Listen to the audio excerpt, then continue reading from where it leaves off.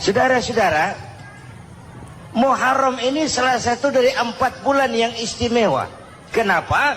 Banyak peristiwa besar yang terjadi di bulan Muharram. Hampir semua nabi dan rasul berkaitan dengan Muharram ini. Hampir semua nabi dan rasul. Kita akan kutip beberapa saja dalam konteks kekinian. Pertama, Allah menerima taubatnya Nabi Adam pada hari ke-10 bulan Muharram. Adam itu bapak moyang kita. Dosanya 1, makan buah khuldi. Dikeluarkan dari surga. Kita dosanya banyak, kepengen masuk, enggak nyambung. Hai Adam, dari tidak ada kamu saya adakan. Saya perintahkan tinggal di surga.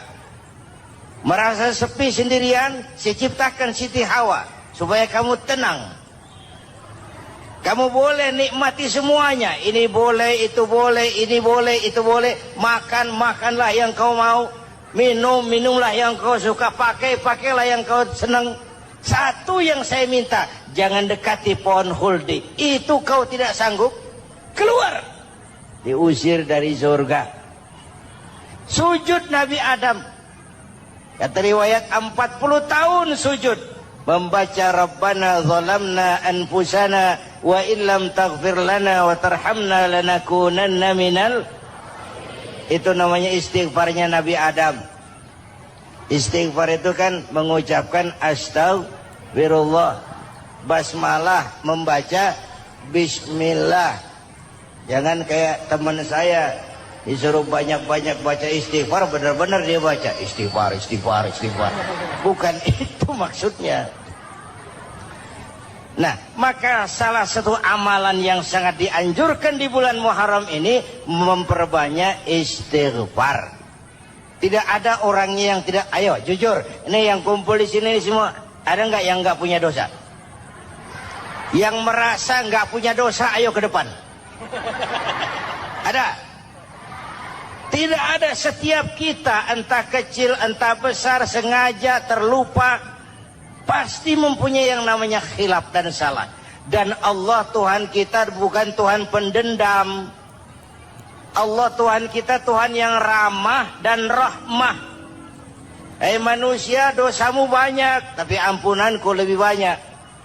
Salahmu besar, rahmatku jauh lebih besar. Kau sujud di hadapanku, aku bangga melihatnya. Kau menangis di hadapanku, aku senyum melihatmu. Kau berjalan menujuku, aku berlari menyambutmu. Karena itu amalan yang sangat dianjurkan di bulan Muharram ini memperbanyak istighfar. Itu kalau istighfarnya Nabi Adam. Ada istighfarnya Nabi Yunus. Ibu kenal Nabi Yunus? Di mana kenalannya? Sok tahu. Nabi Yunus itu ketika berdakwah kepada kaumnya yang bandel, memberikan peringatan mau beriman akan turun azab. Kapan Yunus? Akan. Kenapa mesti akan? Sekarang aja kalau mau saya tungguin. Kurang ajar betul ini umat. Akhirnya Nabi Nuh menghindar dengan perhitungan kalau azab tidak turun saya sudah jauh. Meragukan janji Tuhan. Lalu naik kapal. Dinaiki oleh Yunus, kapal mogok. Dicari siapa biang keroknya ini. Diundi ternyata Yunus. Sampai 3 kali diundi. Dibuanglah Yunus ke dasar laut.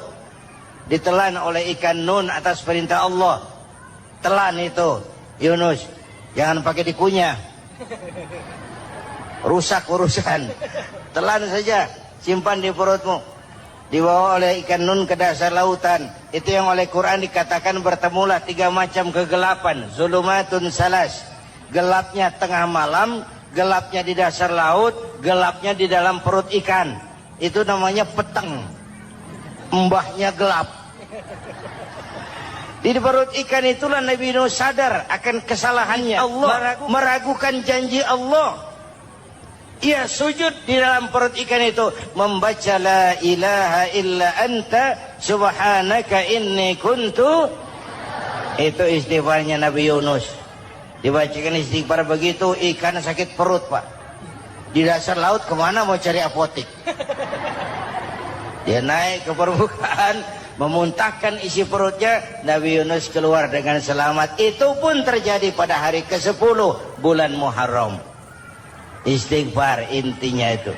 Itu amalan utama bulan Muharram, memperbanyak istighfar. Allah selamatkan Nabi Nuh dari bahtera banjir yang luar biasa 10 Muharram. Allah selamatkan Nabi Ibrahim dari pembakaran Raja Namruz 10 Muharram. Setelah Nabi Ibrahim itu menghancurkan berhala-berhala, Abrahat pulang mau ibadah, lihat Tuhannya berantakan, marah besar. Siapa yang menghancurkan Tuhan-Tuhan kita ini? Ada yang lapor, kami lihat Ibrahim. Tangkap. Belum ada bukti, tangkap dulu yang penting. Bukti belakangan. Tangkap. Wah, dikerahkanlah aparat. Tangkap Nabi Ibrahim. Disidang langsung oleh Abrahat. Oleh Namruz maksud saya. Ibrahim, kau yang menghancurkan berhala-berhala kami ini, Tuhan-Tuhan kami. Siapa bilang? Ada yang lapor. Ah, saya dengar enggak semua berhala itu hancur. Ada yang paling besar, angkat tangan, saya lihat ada kampak di tangannya. Barangkali yang besar itu iseng tuh, yang kecil-kecil dikampakin. Tanya aja sama dia. Kamu gila? Kenapa? Masa kami disuruh nanya berhala? Gak bisa jawab. Kenapa disembah? Lebih gila mana sih? Tahu gak bisa jawab kenapa disembah? Kurang ajar kamu Ibrahim. Bakar. Dibakar. Ketika Ibrahim dilempar ke kobaran api yang menggunung, Allah perintah api, ya naru kuni bardan wa salaman ala Ibrahim. Hai api, dinginlah sampean. Api Madura waktu itu, Pak. Hai api, dinginlah sampean, selamatkan Ibrahim. Api tunduk kepada perintah Allah. Ibrahim masuk ke kobaran api, selembar rambut pun tidak terbakar. Kenapa? Apinya tunduk kepada perintah Allah. Kenapa? Karena Ibrahim orang yang takut kepada Allah. Api tunduk kepada perintah Allah. Kalau kita baca ayat itu, masuk ke api, mateng. Sudah hadirin yang saya muliakan, oleh karena itu selamatnya Ibrahim dari pembakaran Raja Namrud itu pun pada 10 Muharram, Yaumul Asyura, hari ke-10 dari bulan Muharram. Imediat.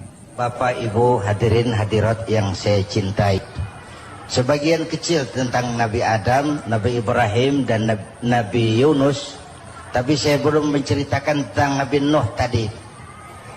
Mengulang kaji. Nabi Nuh salah seorang rasul yang masuk ulul azmi 5 besar.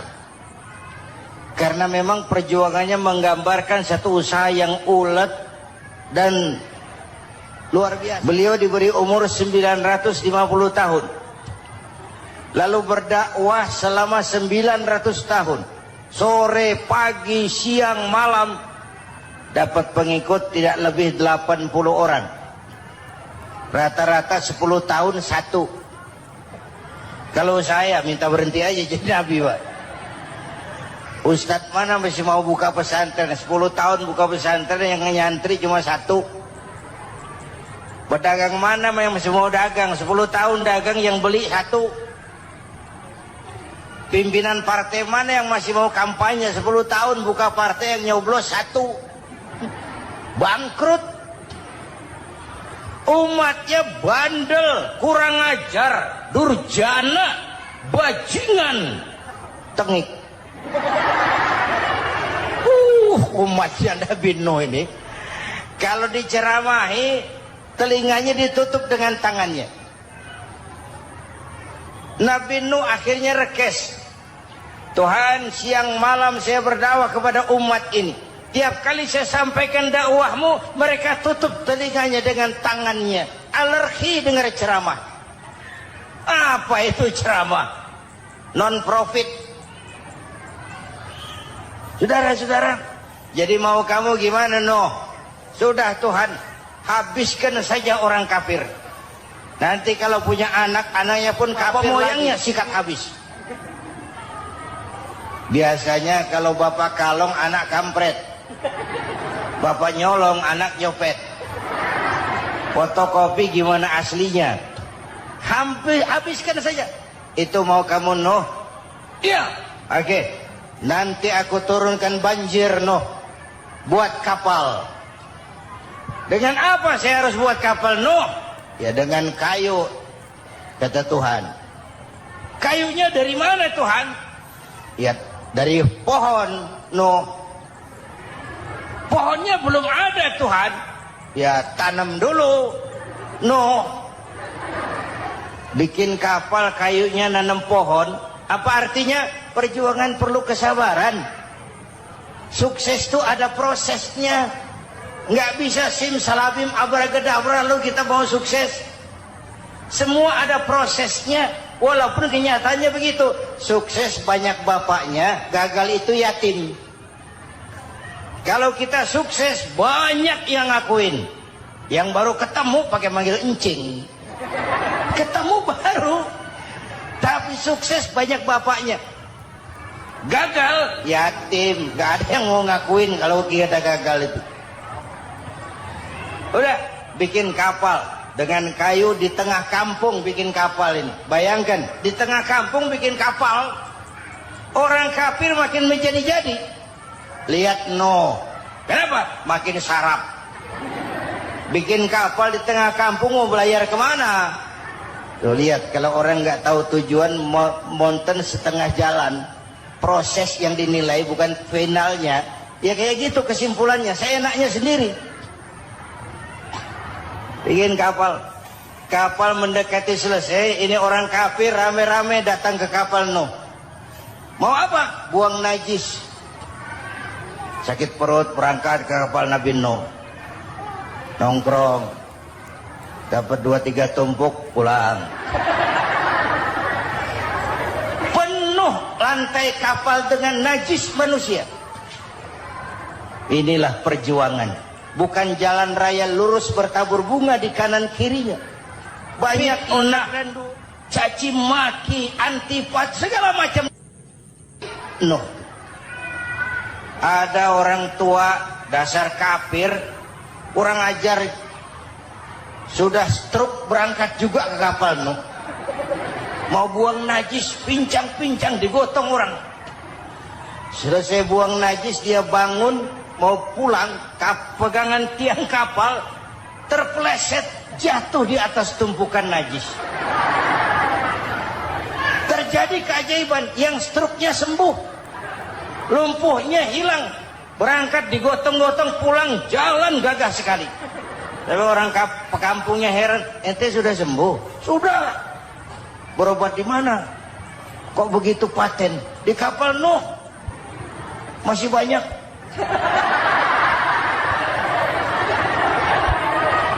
Oh, yang berasa perlu obat bawa rantang. Ambil. Bersih lagi geladak kapal itu. Sudah selesai Nuh? Selesai. Oke, kau orang yang beriman bersamamu, binatang serba sepasang, naik Nabi Nuh, naik orang beriman sepasang. Ini cikal bakal penyelamatan manusia, Pak. Naiklah orang beriman, sudah naik semua, Nabi Nuh kontrol. Ini contoh buat kita, kontrol.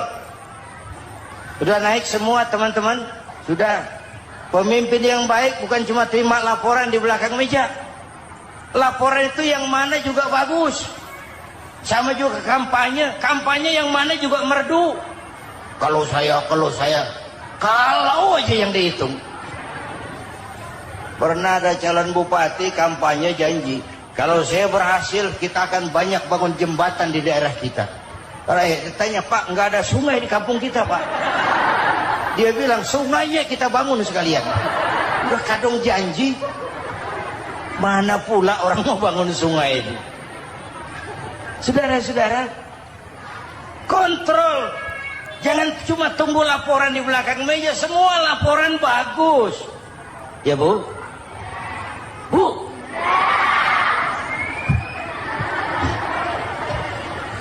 Nabi Nuh kontrol. Sudah naik semua? Sudah Nuh. Pulan bin Pulan naik. Naik Nuh. Paimin bin Tukijo. Naik, naik. Kami lihat naik. Ada orang Jawa juga Kiai. Ada. Sudah kontrol. Kanan anak saya ikut nggak naik kapal? Kami tidak lihat itu Nuh. Kanan. Ini potret. Bapaknya aktif ke masjid, ibunya rajin ke majelis taklim, anaknya keleleran kemana-mana. Bukan di sini, di Prancis. Udah di sini insya Allah sama.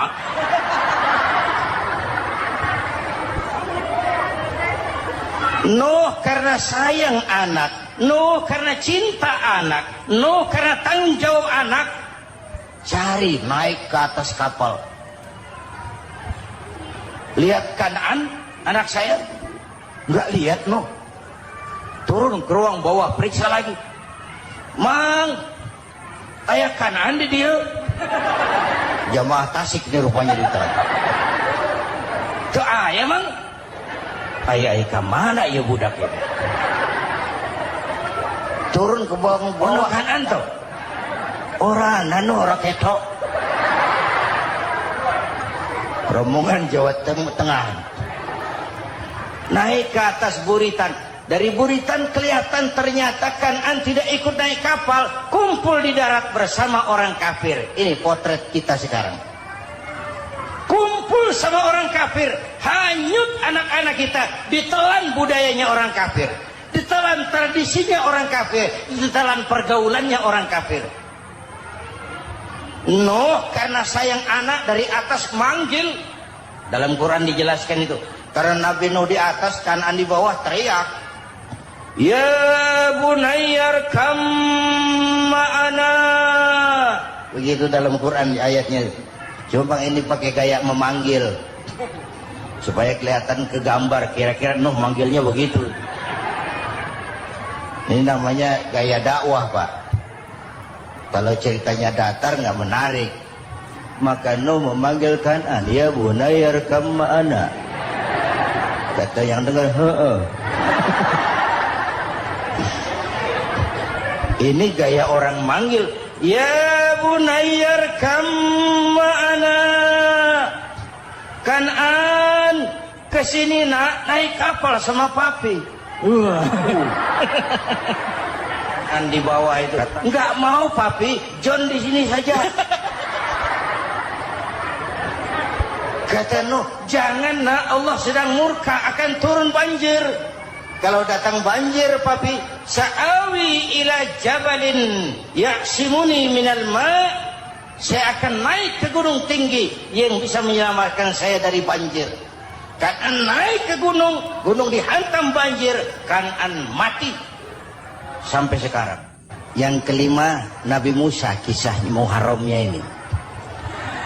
Lahir dalam kondisi yang sulit karena Fir'aun mimpi akan lahir seorang anak dari keturunan Bani Israel yang akan menghancurkan kerajaannya.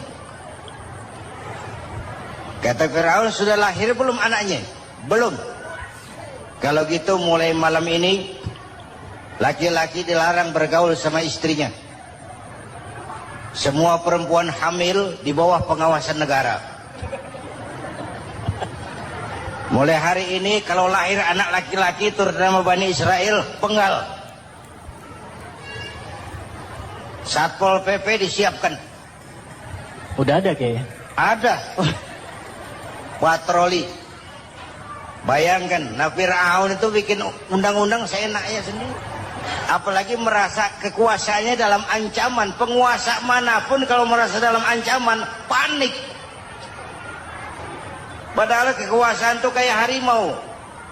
Makin lama ditaiki, makin sulit turun. Kenapa? Karena macannya makin lapar.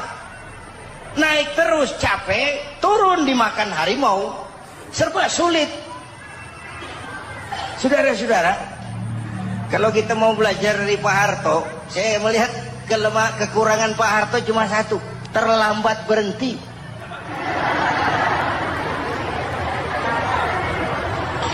Terlambat berhenti. Di sekelilinginya banyak tukang jilat, tukang semir. Pak, kalau tidak ada Bapak kami bagaimana, Pak? Bapak Ibu hadirin yang saya hormati, tapi kehendak Allah terjadi. Lahirlah Musa. Bayinya dihanyutkan di sungai Nil. Bayi sudah menderita, dihanyutkan di sungai Nil. Dan akhirnya besar di lingkungan istana Fir'aun. Diriwayat oleh Ratu Aisyah, perempuan Fir'aun. Setelah mulai berjuang, terjadilah itu. Musa dan pengikutnya dikejar oleh Fir'aun. Sampai di tepi laut, Allah wahyukan Musa, lempar tongkatmu ke laut. Dalam kondisi darurat, mukjizat tiada jalan. Kondisi darurat. Kalau tidak, mukjizat itu maunya Allah, bukan maunya Nabi. Nabi nggak kuasa, Allah yang mau. Tapi hidup Nabi bukan mukjizat, manusiawi. Tidak mentang-mentang ada mukjizat tongkat, tiap sulit main tongkat. Nggak usah berjuang kalau begitu. Itu darurat menyelamatkan umat. Tongkat dilempar ke laut, laut terbelah. Laut terbelah. Itu secara visualnya bisa kita lihat dalam film The Ten Commandments. Udah nonton belum? Urusan nonton kalah sama Ustadz bagaimana sih? Ten Commandments, 10 firman Tuhan. Tekniknya bagus loh. Bagaimana laut terbelah. Musa lewat, Fir'aun mengejar. Musa sampai di ujung sana, Fir'aun masih di sama tengah perjalanan. Laut nutup kembali. Laut menutup kembali, Fir'aun tenggelam. Cengap-cengap di lautan. Begitu nafas sampai di tenggorokan, Fir'aun sambil cengap-cengap itu, amantu bi Rabbi Musa wa Harun. Duh, kalau begini mah saya juga percaya sama Tuhannya Musa. Malaikat maut jengkel, goblok loh. Terlambat sekarang. Ditenggelamin terus. Modar. Musa selamat. Fir'aun mati. Jenazahnya, jasadnya terdampar di pinggir laut. Beberapa waktu kemudian ditemukan di balsam, diawetkan. Itu sesuai janji Quran. Wa kadzalika nunajjika bi badanika litakuna liman khalfaka ayah. Kami selamatkan badan kamu agar jadi pelajaran bagi orang-orang sesudah kamu nanti. Janji Quran tepat. Janji itu 14 abad yang lalu. Jasad Fir'aun ditemukan, dimumi, diawetkan, dibalsam di bawah nama Farao Ramses II. Sekarang tersimpan di Museum Negara di Mesir. Kapan-kapan nanti ibu main ke Mesir, mampir. Naik ojek paling berapa itu? Oh, orangnya tinggi, hidungnya mancung. Pokoknya pantaslah jadi Fir'aun. Selamatnya Musa di kejaran Fir'aun di ujung sana itu terjadi pada hari ke-10 bulan Muharram, yang oleh orang Nasrani diperingati dengan hari raya Paskah. Mereka melaksanakan puasa, mensyukuri nikmat keselamatan dari kejaran Fir'aun. Makanya kalau kita ikut puasa di bulan Muharram, bukan mengikuti syariatnya Nasrani, salah. Karena Nabi mengajarkan, itu sumbernya. Bukan ikutan sama ibadahnya Israel. Tapi memang agama ini kan merupakan mata rantai. Datang Rasul baru melengkapi Rasul sebelumnya, datang Rasul baru melengkapi Rasul sebelumnya. Mata rantai yang berkaitan. Setelah Muhammad selesai, selesailah tugas Nabi dan Rasul. Selesailah misi Nabi dan Rasul. Tidak ada Nabi lagi sesudah Nabi Muhammad. Itu harga mati, titik. Gak ada kompromi. Siapapun sekarang ini nggak datang ngaku jadi Nabi, wajib tidak percaya. wajib tidak percaya. Tapi kaitannya memang kita bilang Nasrani, orang bahasa Arab, bahasa Ibraninya Nazaret, Nasiroh, Nazaret, itu beda dialek. Kita Daud, dia David.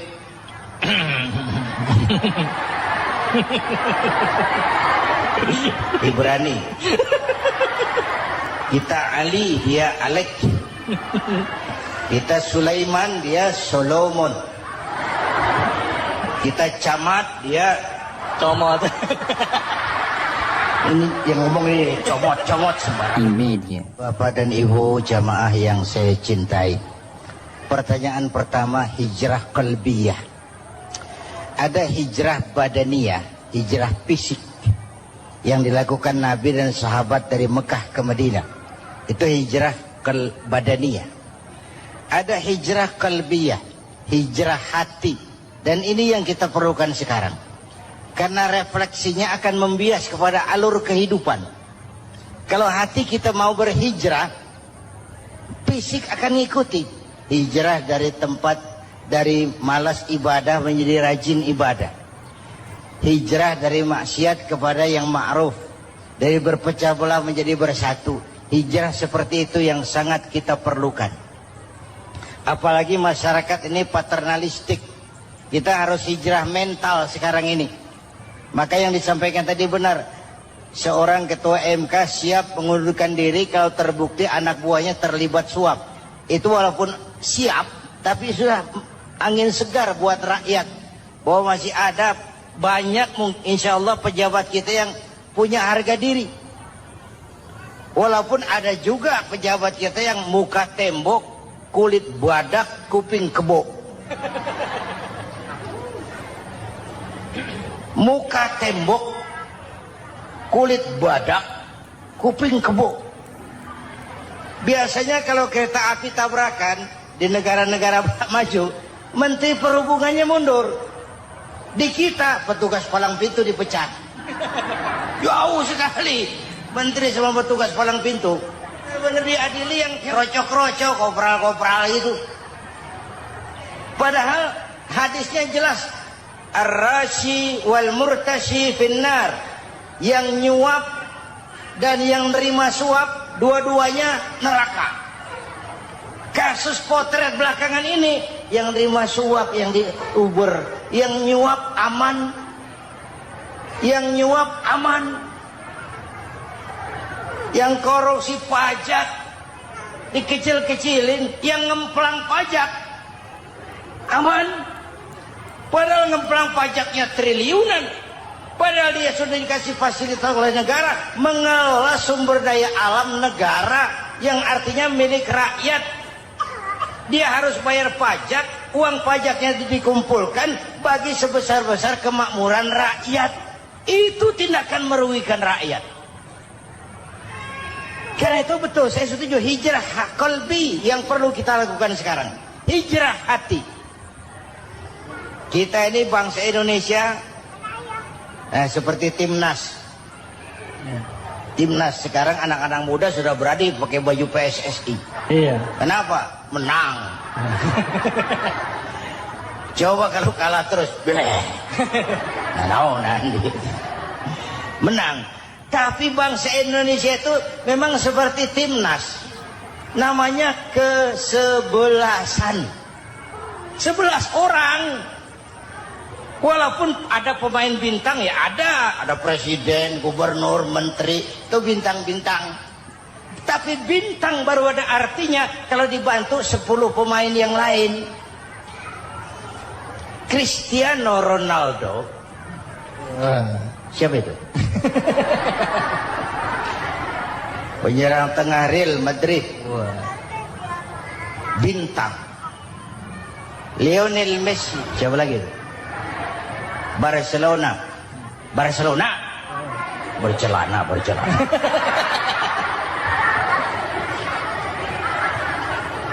Michael Rooney, bintang Manchester United. Ronaldo baru bintang, Messi baru bintang, kalau ada 10 pemain yang lain. Bagaimanapun hebatnya Cristiano Ronaldo, kalau sendirian lawan satu kesebelasan, babak belur. Itulah kita, bangsa Indonesia. Kita satu kesebelasan, harus saling memperkuat.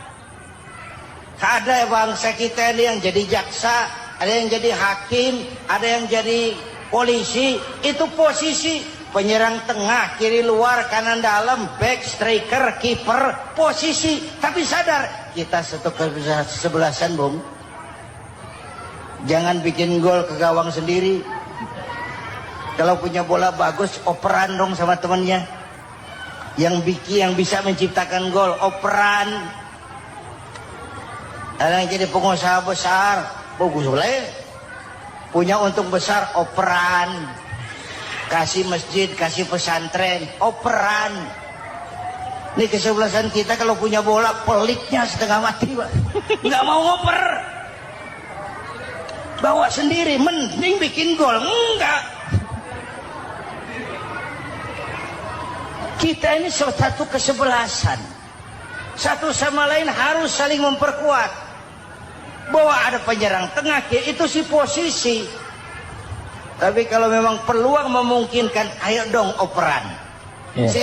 Saya iri sama kesebelasan Nasrani di Indonesia. Mereka kalau punya bola, operannya cakep. Gereja cepat selesai, rumah sakit Kristen cepat selesai. Kenapa? Operannya bagus.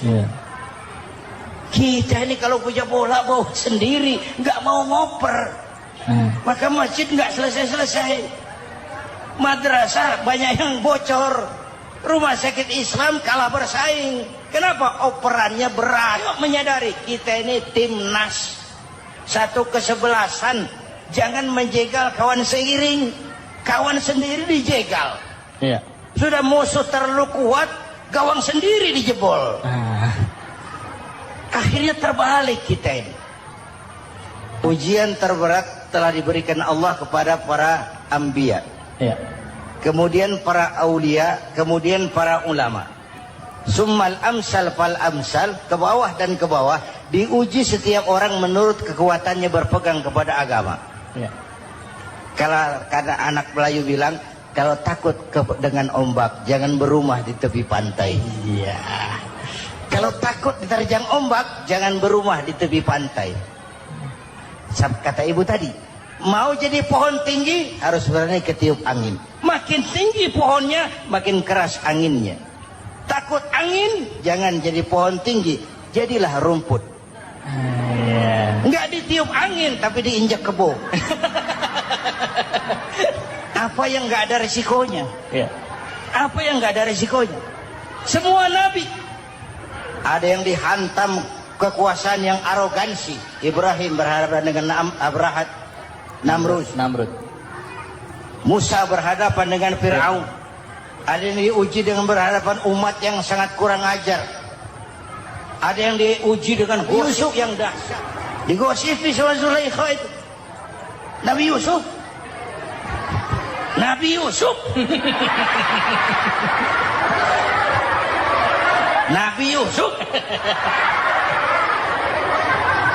Yang namanya gosip itu kan menyebarkan keburukan orang. Kalau benar saja hukumnya ghibah. Kalau salah hukumnya fitnah. Fitnah lebih bahaya dari pembunuhan. Benarnya ghibah, salahnya fitnah. Saudara hadirin yang saya hormati, jadi resiko itu biasa. Tidak ada yang tanpa resiko. Kalau takut ombak, jangan berumah di tepi pantai. Tinggal bagaimana kita menyikapinya.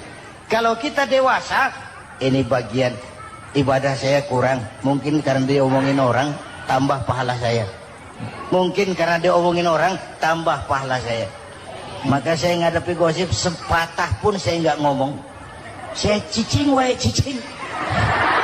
Saya percaya masyarakat tuh punya filter. Amin. Saya percaya Tuhan tuh.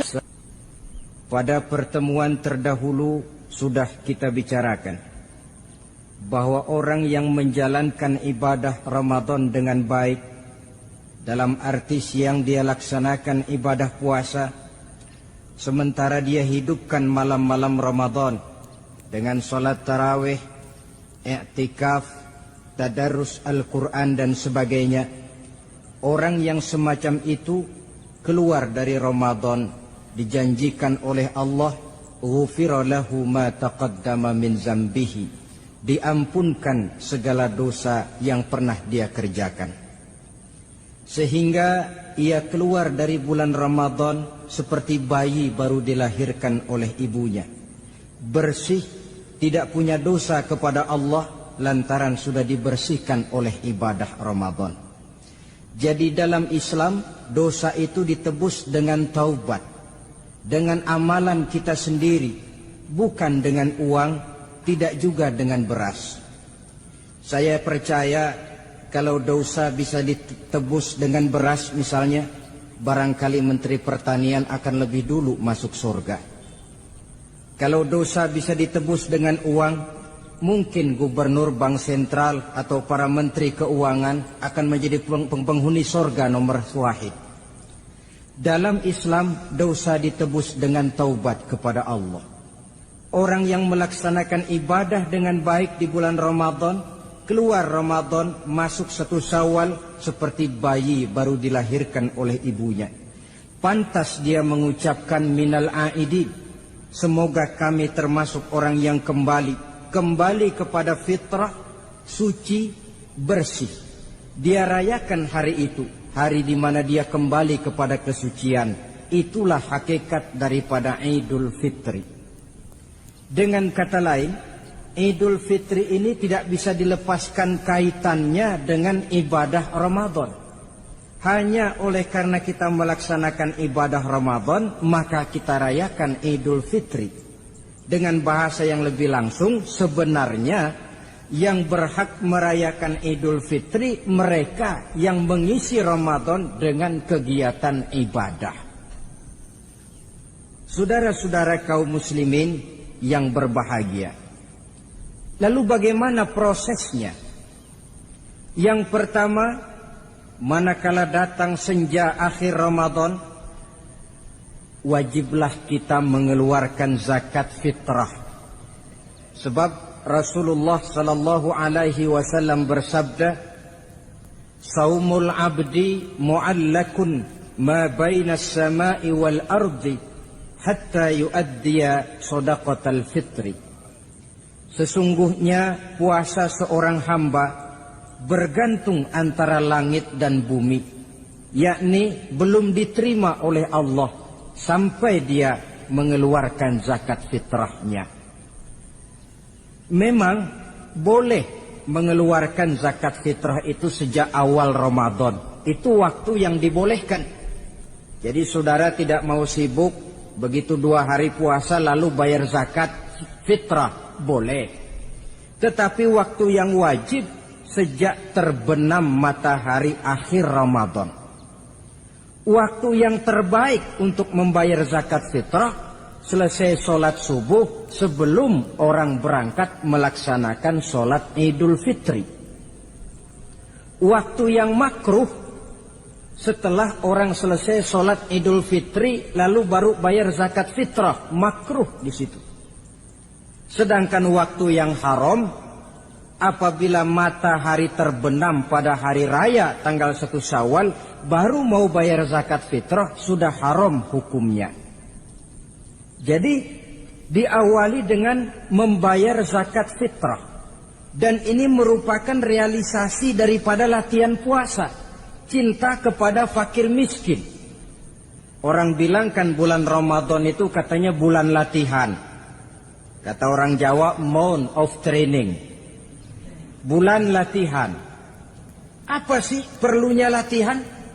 Kalau PSSI masuk latihan, tentu keluar latihan mainannya makin bagus. Elias Pikal masuk latihan, keluar latihan gaya tinjunya makin hebat. Itu perlunya latihan. Kalau latihan tiap hari tapi main kalah terus, orang kan bilang buat apa latihan kalau main kalah terus. Kita muslimin selama Ramadan sebulan penuh masuk latihan.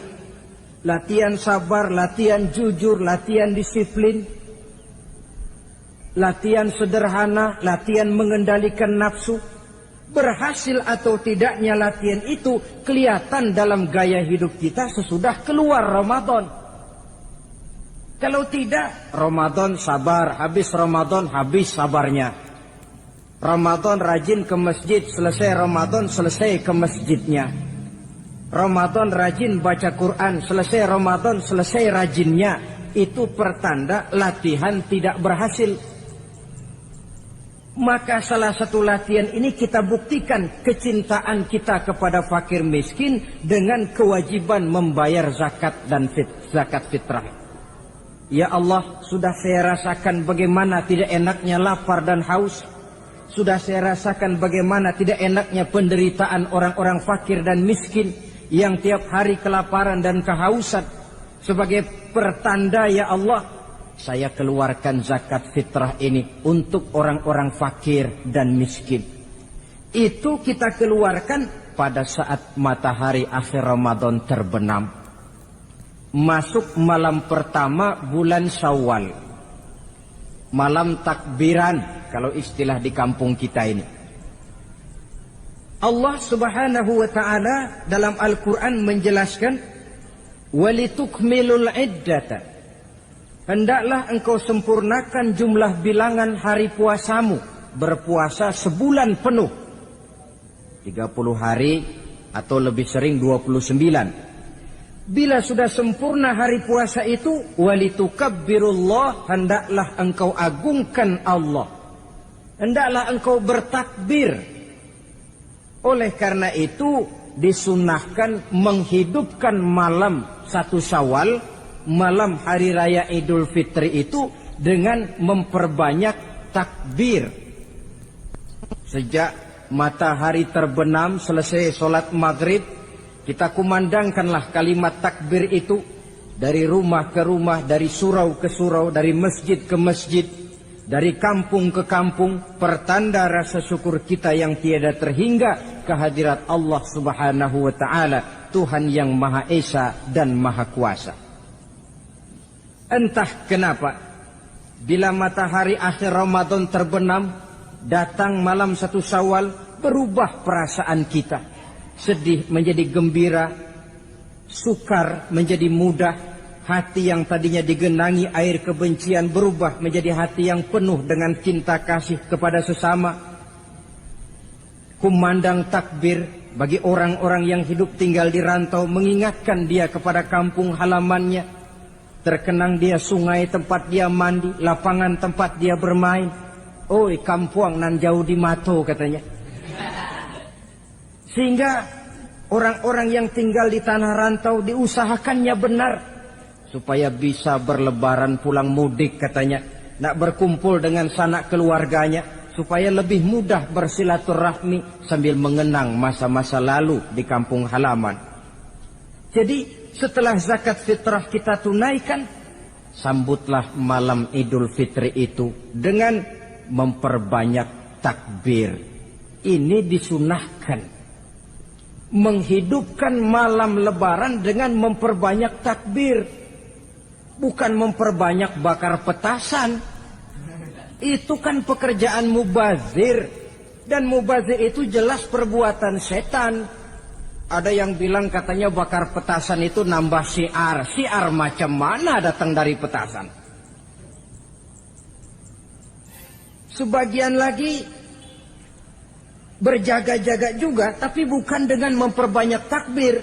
Bergadang-gadang di pinggir jalan, ngebut dengan kendaraan aneka warna. Tidak itu yang diajarkan agama.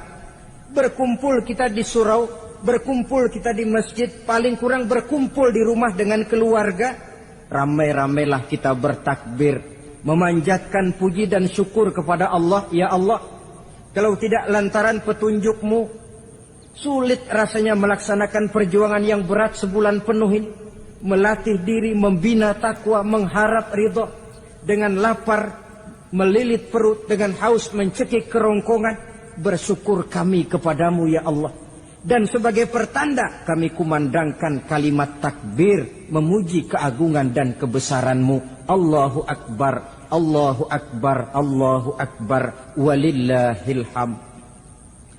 Saudara-saudara kaum muslimin rahimakumullah.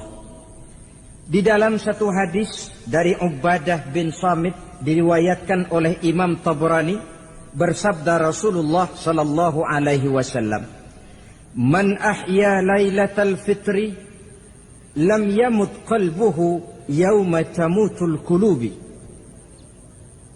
Barang siapa yang menghidupkan malam Idul Fitri, maka hatinya itu tidak akan pernah mati pada saat hati-hati orang lain menjadi mati.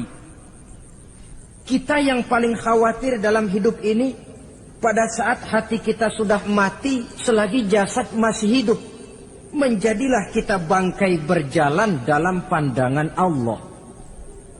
Badan hidup tapi hati mati, bangkai berjalan dalam pandangan Allah. Jadi ini hakikat merayakan Idul Fitri.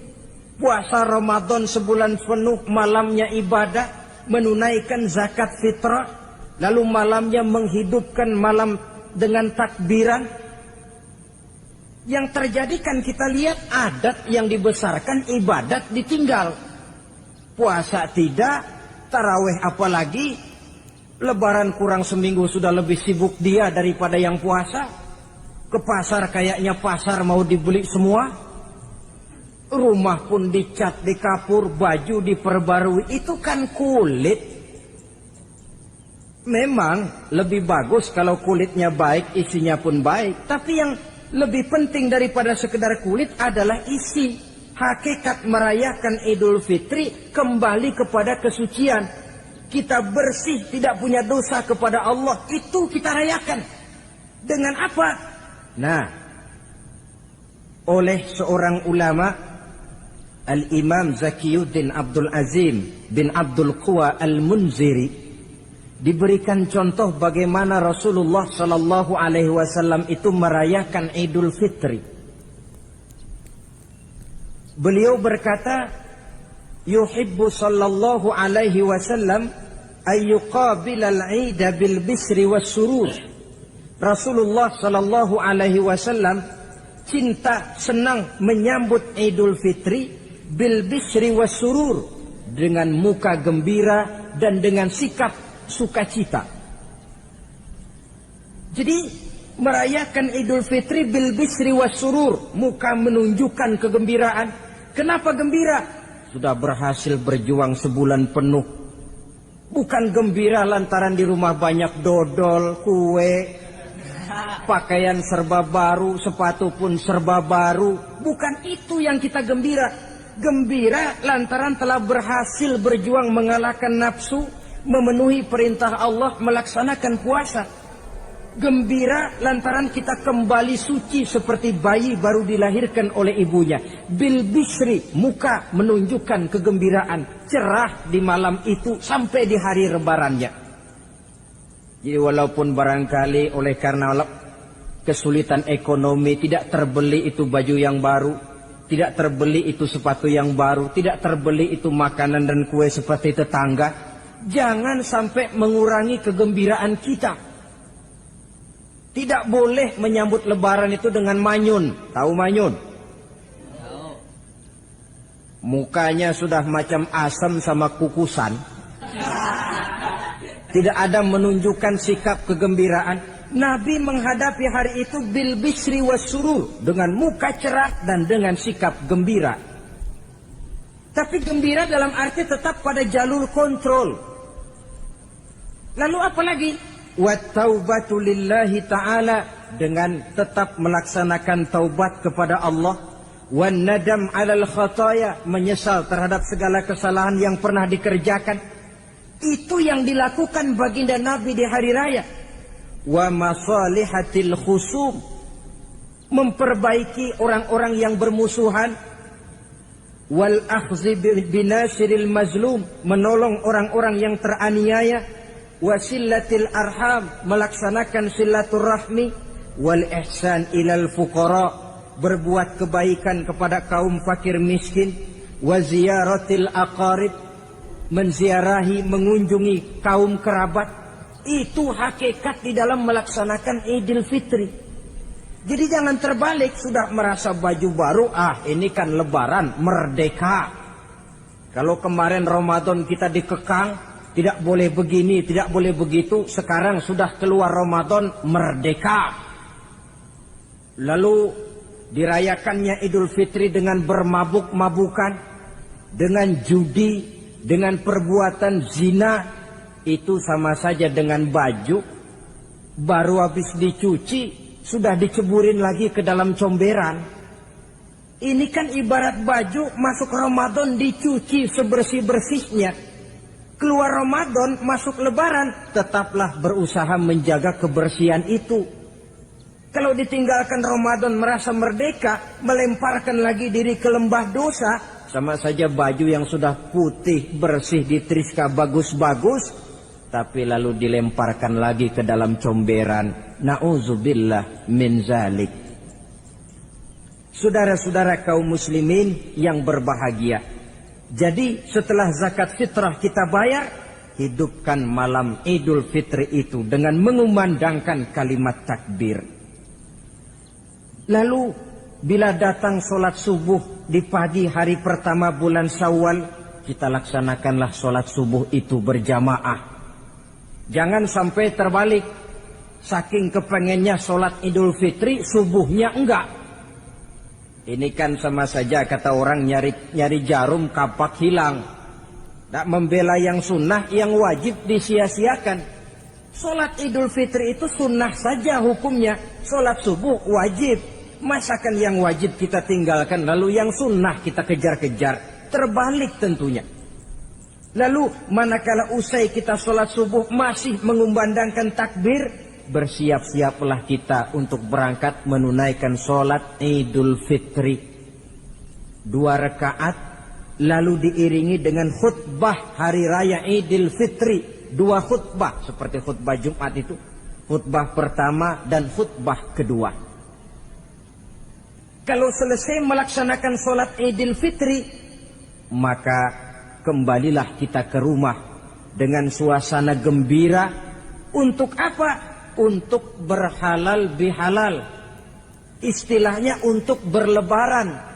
Saling meminta maaf. Kenapa? Dengan ibadah Ramadan, dosa kita kepada Allah insya Allah bersih. Tapi kan kita tidak cuma berbuat dosa kepada Allah, kita juga berbuat salah kepada sesama manusia. Dosa kepada Allah, taubat langsung kepadanya, sonder pakai calo. Tidak bisa saudara bikin dosa kepada Allah, datang ke rumah saya, Pak inilah saya kasih uang, tolong mintakan taubat saya kepada Allah. Ya tidak bisa. Dosa kepada Allah langsung bertaubat kepadanya. Tapi dosa kepada sesama manusia, Allah belum akan memberikan ampun kalau kita belum minta maaf kepada yang bersangkutan. Ini sulitnya. Kalau saudara dosa meninggalkan sholat, taubat kepada Allah. Tapi kalau dosa kepada sesama manusia, saudara mencuri sendal orang, cara taubatnya bagaimana? Pertama menyesal, kenapa mencuri? Yang kedua berjanji tidak akan mencuri lagi. Yang ketiga meninggalkan perbuatan mencuri. Dan yang keempat, sendal orang pulangin. Tidak bisa saudara mencuri sendal, Tuhan taubat, nggak lagi-lagi nyolong sendal, tapi sendal orang dibekap terus, nggak dipulang-pulangin, ya tidak termasuk taubat itu. Itulah sebabnya selesai sholat Idul Fitri, kita pun meminta maaf. Nah, siapa yang harus lebih utama kita mintakan maaf? Satu riwayat menjelaskan bahwa selesai sholat Idul Fitri, para sahabat mendengar Rasul mengucapkan amin sampai 3 kali. Amin, amin, amin. Heran para sahabat. Ini Rasulullah tidak ada angin, tidak ada hujan. Kenapa amin sampai 3 kali? Mereka pun bertanya, ya Rasul, tadi amin sampai 3 kali kenapa? Kalian tidak tahu? Tidak tahu ya Rasul. Begini. Tadi itu selesai sholat, turun malaikat Jibril kepada saya. Beliau berkata, ya Muhammad, saya hendak berdoa kepada Allah. maukah kau mengaminkan? Silahkan Jibril, berdoalah, saya akan mengaminkan. Rasul berdoa, Nabi mengaminkan. Doanya berisi 3 macam permohonan, maka Rasul pun 3 kali mengucapkan amin. Logikanya, kalau sudah malaikat Jibril yang berdoa, lalu Rasul yang mengaminkan, apa iya doanya itu meleset? Apa isi doa malaikat Jibril? Yang pertama doa beliau, ya Allah, hari ini, 1 Syawal ketika itu, saya mohon kepadamu, janganlah engkau terima puasa dan ibadahnya anak yang durhaka kepada kedua orang tuanya. Rasul di belakang, amin. Anak yang durhaka kepada ibu bapaknya. Ya Ramadan dia puasa di siang hari, malam dia taraweh, dia tadarus Al-Quran. Kalau sudah durhaka kepada ibu bapaknya, ibadahnya didoakan oleh malaikat Jibril, diaminkan oleh Rasul agar tidak diterima oleh Allah Subhanahu wa ta'ala. Sebab itu manakala usai solat Idul Fitri, pulang kita ke rumah, bersimpuhlah kepada ibu bapak, meminta maafnya, meminta ridhonya. Ibu kita yang telah mengandungkan kita, melahirkan kita antara pilihan hidup dan mati. Bapak yang pergi pagi pulang sore, peras keringat banting tulang untuk mendidik dan membesarkan kita. Demi setelah kita yang anak ini jadi orang, kadang-kadang lupa kacang akan kulitnya. Bagaimanapun tinggi status sosial seorang anak, bagaimanapun banyak gelar di sandangnya, bagaimanapun kayanya dia, kalau sudah durhaka kepada kedua orang tuanya, alamat hidup tidak akan memperoleh keberkahan. Doa malaikat Jibril yang kedua, ya Allah, hari ini saya mohon kepadamu, jangan engkau terima puasa dan ibadahnya suami istri yang tidak saling memaafkan. Sebab itu seorang suami, seorang istri, selesai turun sholat Idul Fitri, hendaklah berlapang dada si suami memaafkan istrinya, meredokannya. Si istri pun bersimpuh meminta maaf dan ridho suaminya. Istri yang durhaka kepada suaminya. Sebab itu tidak heran kalau Rasul dalam satu hadis pernah menjelaskan, ayyumam ra'atin matat wa zawjuha anha radin illa dakhalatil jannah. Kalau ada seorang perempuan meninggal dunia, suaminya ridho kepadanya, itu perempuan akan masuk surga. Ini artinya, kalau seorang perempuan meninggal, suaminya tidak ridho kepadanya, biar dia tukang sholat, biar dia ahli puasa, biar dia hadir di majelis taklim manapun, meninggal tidak diridhoi suaminya, pintu surga belum dibukakan sampai suaminya ridho kepadanya. Riwayat lain menjelaskan bahwa sepulang Isra dan Mi'raj, Rasul bercerita kepada para sahabat, saya dalam perjalanan Mi'raj itu diperlihatkan neraka. Neraka ya Rasul? Iya. Lalu bagaimana?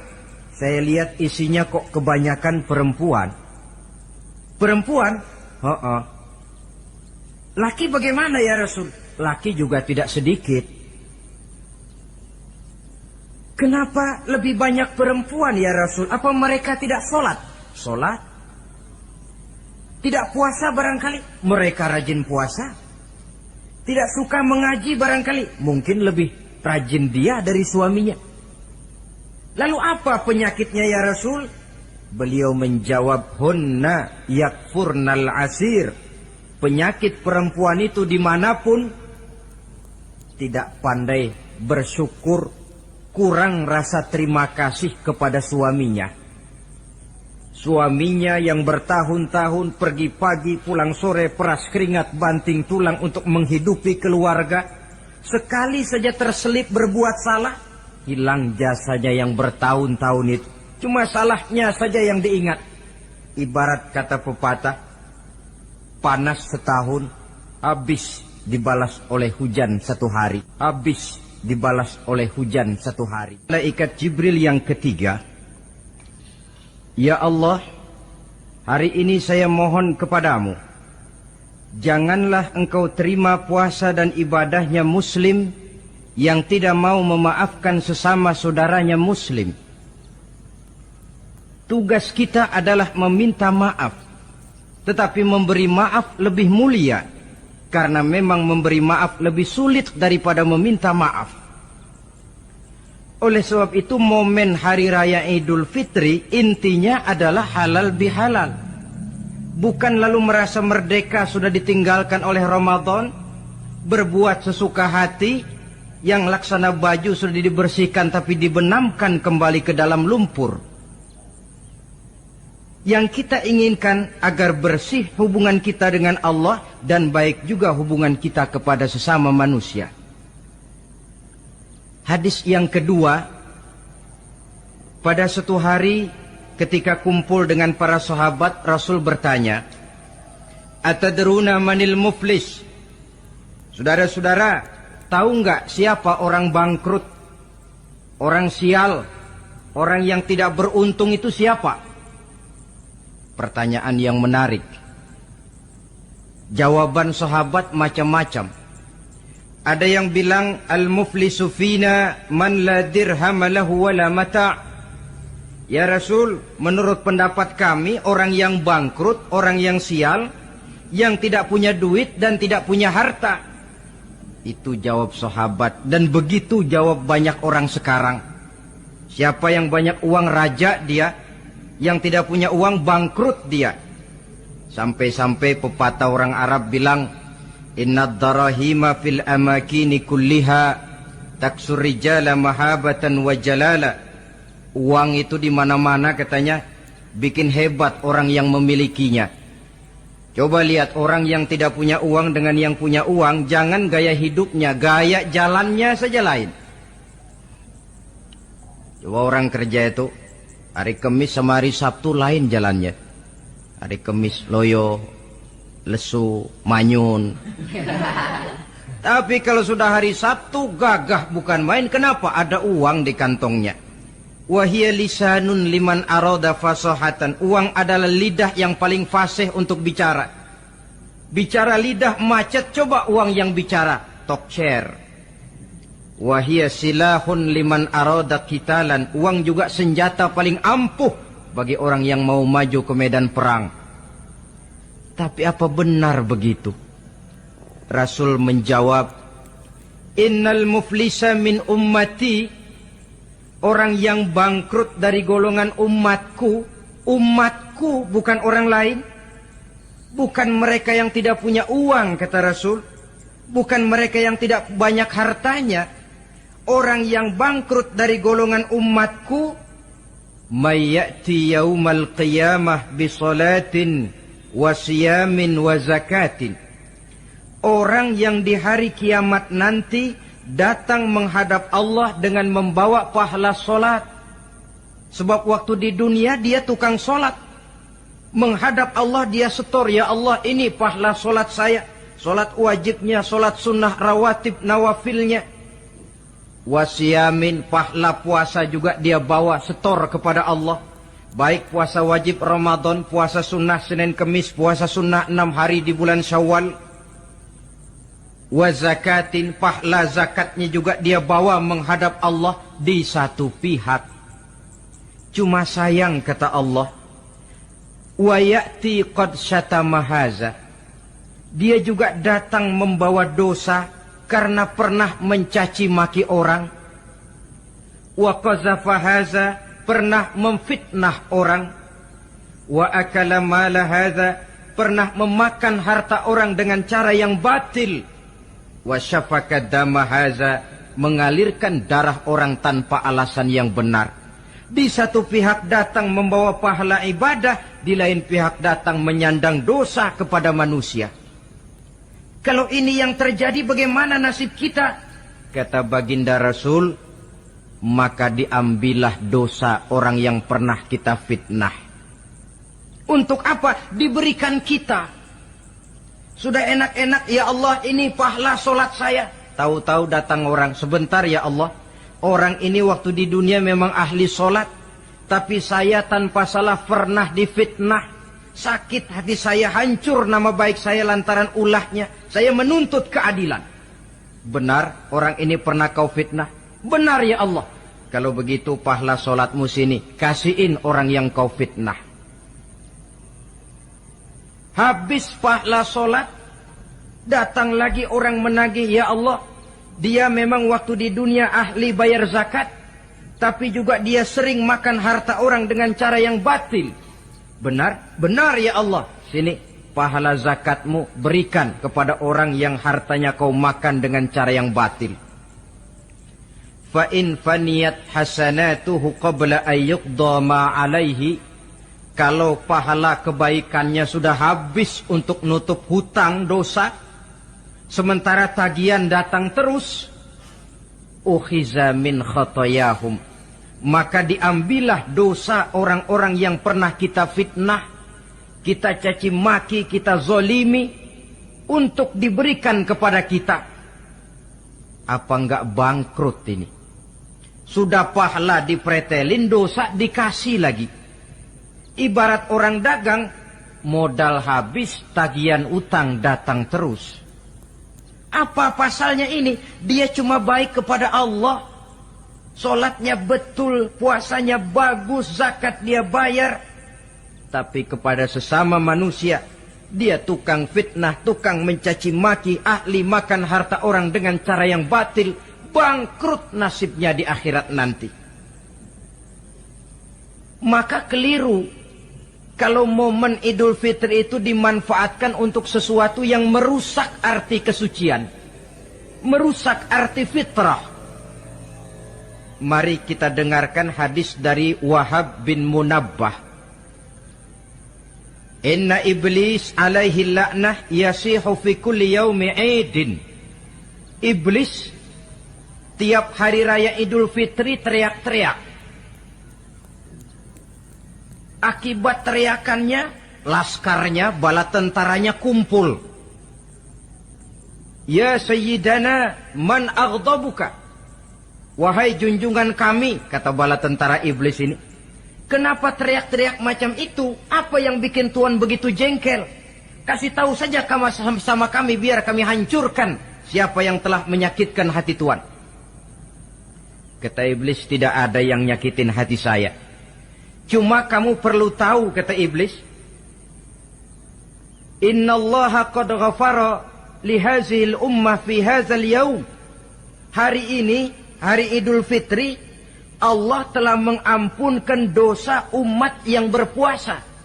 Itu yang nyakitin hati saya. Setengah mati saya menggoda mereka, supaya mereka mabuk, supaya mereka zina, supaya mereka judi, supaya mereka merusak. Mereka puasa di bulan Ramadan, hari ini Allah ampunkan dosa mereka. Apa enggak sakit hati saya? Lalu apa tugas kami Tuhan? Kata tentara iblis ini. Fa'alaikum an tusghiluhum bil lazat wa syahawat wa syurbil khamr. Kata iblis, kasih komando dia. Begini saja, kau rusak mereka, umat Islam yang dosanya hari ini diampuni, kau rusak mereka bil lazat, dengan segala macam kelezatan, wasyahawat, dengan memperturutkan hawa nafsu, wasyurbil khamr, dengan meminum minuman yang memabukkan di hari raya Idul Fitri ini. Jadi kalau mereka datang bermaaf-maafan, Allah sudah mengampuni dosa mereka, tolong kau rusak suasana itu. Tanamkan kepada mereka supaya menikmati hari ini dengan segala macam kelezatan, memperturutkan hawa nafsunya, meminum minuman keras, hanyut di meja judi, sehingga melupakan arti hakikat Idul Fitri yang sebenarnya. Di akhir riwayat ini Nabi pesan, oleh karena itu kata Nabi, ijtahidu yaumal fitri fis sadaqah wa a'malil khair wal birri minas salah waz zakah wat tasbih wat tahlil. Oleh sebab itu kata Nabi, hati-hatilah kamu, sungguh-sungguhlah kamu pada hari Idul Fitri ini melaksanakan segala macam kebajikan seperti sedekah, perbuatan baik, solat, zakat, mengucapkan tasbih, tahlil, karena hari ini Allah telah mengampunkan dosa kamu. Jadi jangan dinodai hari yang bersih itu dengan perbuatan-perbuatan yang tercela. Inilah kelirunya kalau adat lebih dibesarkan daripada ibadat. Kalau menyambut Idul Fitri itu yang lebih diutamakan baju barunya, pakaian serba barunya, rumah serba bersihnya, lalu fasilitas serba adanya, lupa kepada intinya, manusia akan mudah terjerumus menodai hari yang suci dengan perbuatan yang kotor. Saudara-saudara, ma'asyiral muslimin rahimakumullah. Karena itu Rasulullah sallallahu alaihi wasallam pernah menjelaskan apa hakikat hari raya sebenarnya. Beliau berkata, lil mu'mini khamsatu a'yad. Orang beriman mempunyai 5 hari raya. Yang kita tahu kan gampangnya Idul Fitri, Idul Adha, kan itu. Rasul berkata, orang beriman sebenarnya mempunyai 5 hari raya. Hari raya yang dia rayakan dengan kegembiraan. Kapan saja itu? Pertama, kullu yaumin yamurru 'alal mu'min wa la yuktabu 'alaihi zanbun. Setiap hari yang dilalui oleh seorang mukmin tanpa Allah menulis dosanya, itulah hari raya baginya. Jadi kalau berlalu 1 hari dan hari itu kita tidak melakukan dosa satupun, itu hari raya. Dengan kata lain, bergembiralah seorang mukmin kalau dia bisa melewati 1 hari tanpa di hari itu dia melakukan dosa. Itu hari raya. Aduh, saya girang benar hari ini. Kenapa? Hari ini tidak ada dosa yang saya kerjakan rasanya. Hari raya pertama adalah hari di mana kita lewati tanpa melakukan dosa. Kira-kira bisa nggak 1 hari lewat tanpa dosa? Ya, bukan cuma sekedar mau, tapi berusaha untuk bisa.